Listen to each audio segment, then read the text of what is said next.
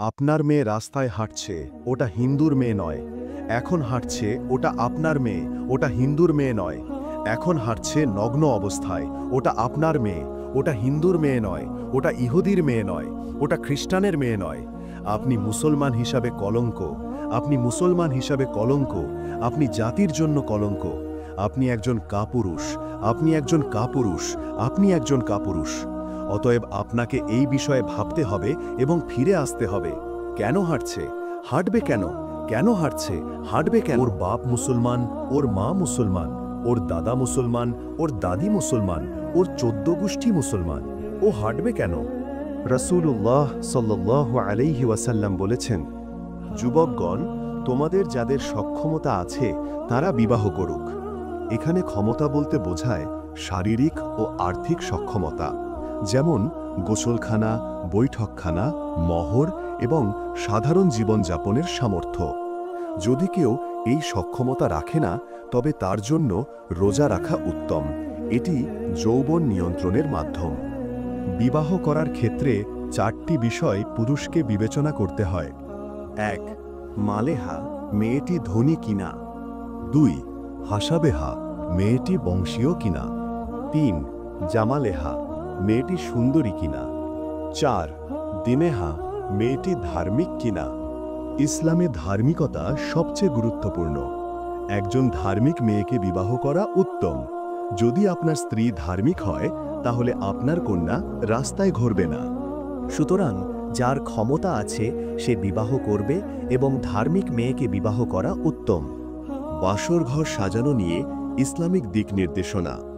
বাসরঘর সাজানো কাজের জন্য ভাবি বা অন্য নারীকে দিয়ে দিলে এটি বিবাহের শুরুতেই জ্ঞান বা অনুচিত পরিস্থিতি তৈরি করতে পারে।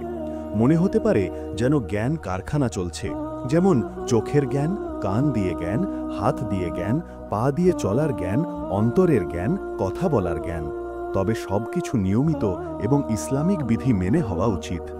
একজন মুসলিমের জন্য ঘৃণা, মহিলাদের আবর পরা আবশ্যক। লজ্জা হল ঈমানের একটি অংশ। লজ্জা থাকলেই মানুষের ঈমান বোঝা যায়। লজ্জা থাকলেই জান্নাতের দিকে পথ সুগম হয়। বাসর ঘর সাজানোর ক্ষেত্রে কনেকে সুন্দরভাবে সাজানো উচিত, তবে ইসলামের সীমা মেনে। আসমা বিনতে ইয়াজিদ রাদিয়াল্লাহু আনহা বর্ণনা করেছেন, রাসূলুল্লাহ সাল্লাল্লাহু আলাইহি ওয়াসাল্লাম আমার জন্য আয়েশাকে সাজানোর জন্য নির্দেশ দিয়েছিলেন। আয়েশা রাদিয়াল্লাহু আনহা বলেন, আমি একবার দোলনায় খেলছিলাম। হঠাৎ মা ডাক দিলেন। আমি দৌড়ে এসে ধুলোবালি মুছে নিয়েছিলাম। এরপর আনসারি মহিলাদের কাছে নিয়ে যাওয়া হলো এবং তারা আমাকে সুন্দরভাবে সাজান। তবে তিনি বলেননি কি দিয়ে সাজালেন। মনে রাখা গুরুত্বপূর্ণ, বিউটি পার্লারে ব্যবহৃত সব বৈধ জিনিস ব্যবহার করা যাবে, তবে হারাম কিছু ব্যবহার করা যাবে না। এছাড়াও আপনার স্ত্রী বা মেয়ে অন্য নারীর সামনে শরীরের কোনো অংশ প্রকাশ করতে পারবে না, তারা মাথার কাপড় খুলতে পারবে না।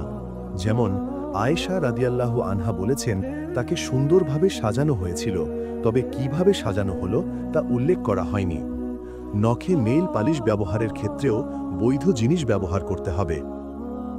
বাসরঘর সাজানোর সময় ইসলামের সীমা ও নৈতিকতা মেনে চলা অত্যন্ত গুরুত্বপূর্ণ। কনেকে সুন্দরভাবে সাজানো যায়, তবে শরীরের অঙ্গপ্রকাশ বা অন্য ধর্মীয় চিহ্ন গ্রহণ করা যাবে না। মহিলাদের লজ্জা ঈমানের অংশ, তাই ঘৃণা পরা এবং লজ্জা বজায় রাখা আবশ্যক। বিউটি পার্লারের বৈধ জিনিস ব্যবহার করা যায়, তবে হারাম উপাদান বা অশ্লীল কিছু ব্যবহার করা যাবে না। নখে মেহেদি ব্যবহার ইসলামীভাবে গ্রহণযোগ্য।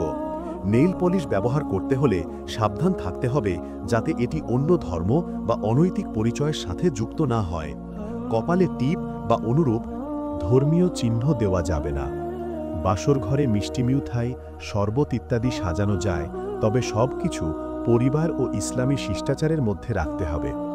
আসমা বিনতে ইয়াজিদ ও আয়েশার বর্ণনা থেকে জানা যায়, কনের সাজানো হয়েছিল সুন্নতি ও সাদাসিধে পদ্ধতিতে, বিশেষভাবে হারাম বা অপ্রয়োজনীয় কিছু ব্যবহার করা হয়নি।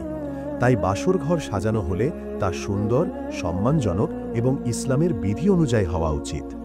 মানুষ আজকাল কত নিচে নেমেছে। কোনো মুসলমান শিক্ষিত বা পরিবার নেই যারা নৈতিক পথে চলছে। রাস্তায় রাত 10-12টা পর্যন্ত ছেলে মেয়ে নগ্ন অবস্থায় ঘোরে। বাসর ঘরে স্ত্রীর জন্য দোয়া পড়া হয় না।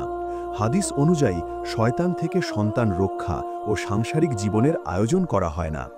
সমাজে বিবাহ বিচ্ছিন্নতা, দায়িত্বহীনতা, মারামারি, প্রতারণা এবং নিম্নমানের নেতৃত্ব বৃদ্ধি পেয়েছে। শিক্ষিত লোকরাও বেপরোয়া, যেমন রাস্তায় রিকশাওয়ালার সঙ্গে সংঘাতের সময়। পীর, হুজুর, আলেমদের অনৈতিক ও দায়িত্বহীন আচরণ, ধর্মীয় অনুষ্ঠান ও স্মৃতিশোধে অতিরিক্ত ব্যয় সমাজে ধর্মীয় ও সামাজিক জাহিলিয়াত সৃষ্টি করছে।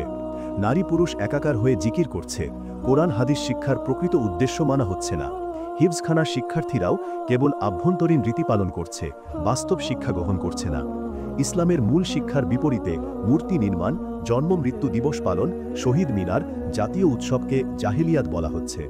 হুজুররা প্রায় নামাজে ভুল নির্দেশনা দেন, কাতার সোজা, একামত দিতে না বলা, ফাঁকা রেখা সৃষ্টি ইত্যাদি। ফলে সমাজে ধর্মীয় অনুশাসন ও নৈতিকতা হারাচ্ছে। আল্লাহর রসূল সাল্লাল্লাহু আলাইহি ওয়াসাল্লাম বলেছেন, শেষ যুগে শিক্ষিত সমাজনেতা এবং আলেমদের মধ্যে অনেক হবে যারা কেবল বাহ্যিক আচরণ দেখাবে, অন্তরে দায়িত্বহীন ও নৈতিকভাবে দুর্বল। সত্যবাদীকে মিথ্যাবাদী বলা হবে, মিথ্যাবাদীকে সত্যবাদী। যারা হাদিস কোরআন জানে কিন্তু তার অনুযায়ী চলবে না, তাদেরও শাস্তি হবে। মুসলিমদের উচিত সত্যিকারের জ্ঞান, নৈতিকতা এবং ধর্মীয় শিক্ষার মাধ্যমে সমাজকে সংস্কার করা, অনৈতিকতা ও জাহেলিয়াত দূর করা এবং নারীদের সুরক্ষা ও শিক্ষার যথাযথ ব্যবস্থা করা।